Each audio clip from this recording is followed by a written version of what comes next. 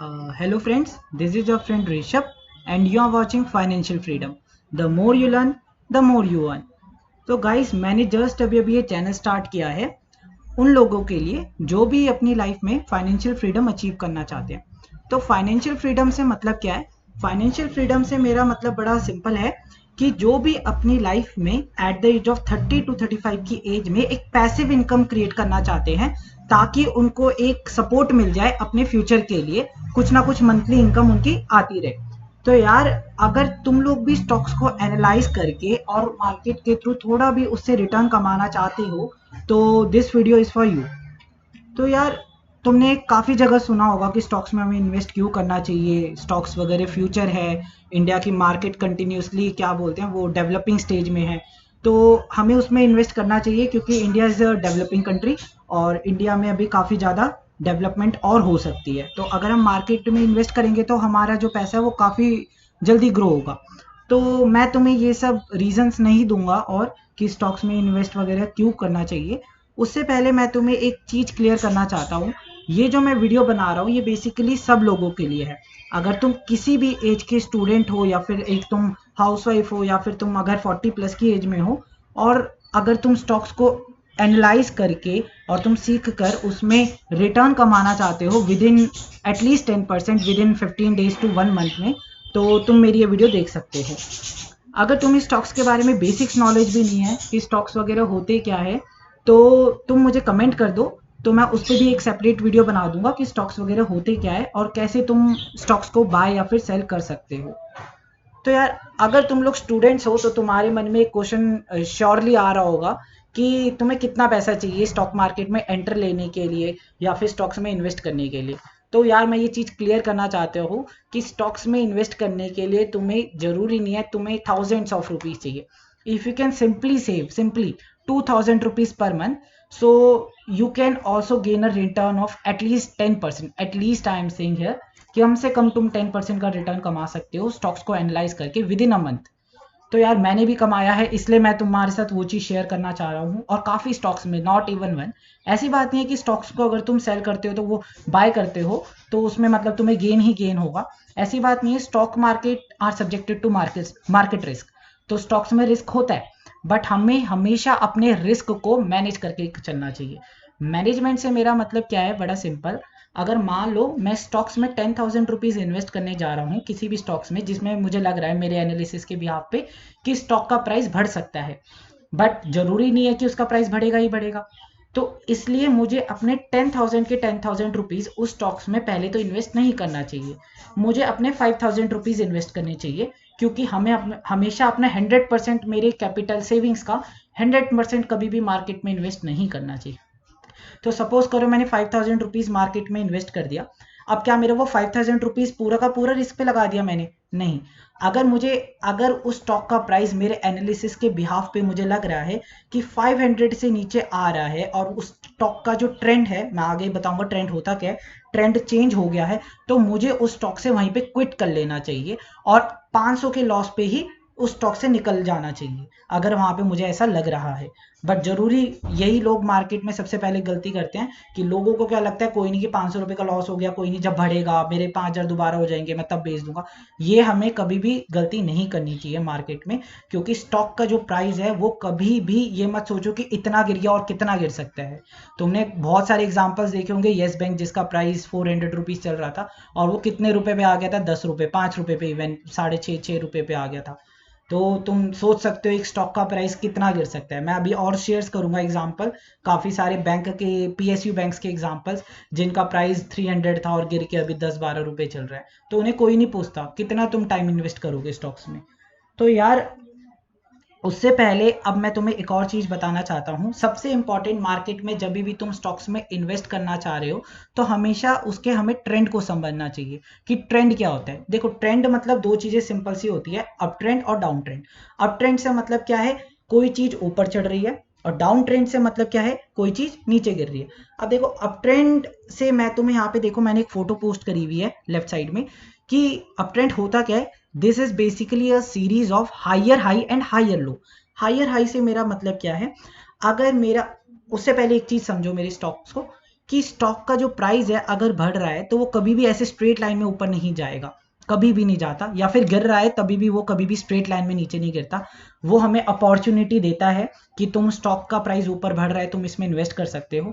Same down trend में भी हमें वो अपॉर्चुनिटी देता है कि स्टॉक का प्राइस नीचे गिर रहा है, तुम इससे एग्जिट कर सकते हो। बट लोग नहीं करते और वहीं पे लोग मार्केट में लॉस बियर करते हैं और फिर बोलते हैं हमें मार्केट में लॉस हो गया।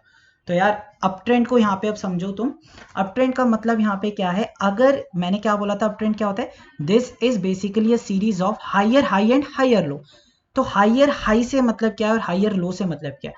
देखो अगर स्टॉक का जो बाद वाला लो है मेरे पहले वाले लो से हायर होगा तो उसको मैं बोलता हूं, और सेम उसका जो हायर है पहले वाले हाई है जो हाई है इससे हायर होगा, तो इस ट्रेंड को मैं बोलता हूं अप ट्रेंड।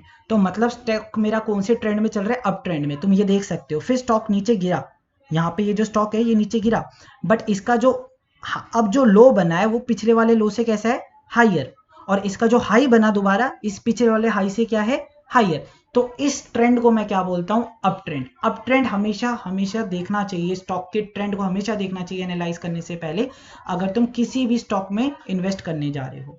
और भी काफ़ी सारी चीज़ें होती है, मैं अपकमिंग वीडियोस में बताऊंगा कि वॉल्यूम का क्या रोल होता है, आरएसआई होता है, स्टॉक के पीई रेशियो, फाइनेंशियल पैरामीटर्स, काफ़ी सारी चीज़ें होती है, बट सबसे इंपॉर्टेंट होते हैं उसके ट्रेंड को समझना। दूसरी चीज आती है डाउन ट्रेंड। जैसे मैंने तुम्हें अप ट्रेंड में समझाया this is basically series of higher high and higher low, वैसे ही डाउन ट्रेंड में क्या होगा कि this is basically series of lower high and lower low. Lower high और लोअर लो से मतलब क्या है मेरा, अब स्टॉक का जो मेरा बेसिकली लोअर बन रहा होगा वो पहले वाले लो से लो होगा, और जो हाई भी बनेगा स्टॉक का अब वो पहले वाले हाई से भी लो होगा। तो बेसिकली क्या हो रहा है, स्टॉक ये हमें इंडिकेट कर रहा है कि स्टॉक का जो ट्रेंड है वो चेंज हो गया है किस डायरेक्शन में, डाउन ट्रेंड में, और हमें हमें इस स्टॉक से एग्जिट कर लेना चाहिए। जरूरी नहीं है कि ऐसा तुम्हें पता नहीं चल सकता कि स्टॉक का प्राइस डाउन ट्रेंड में चल रहा है अप ट्रेंड में।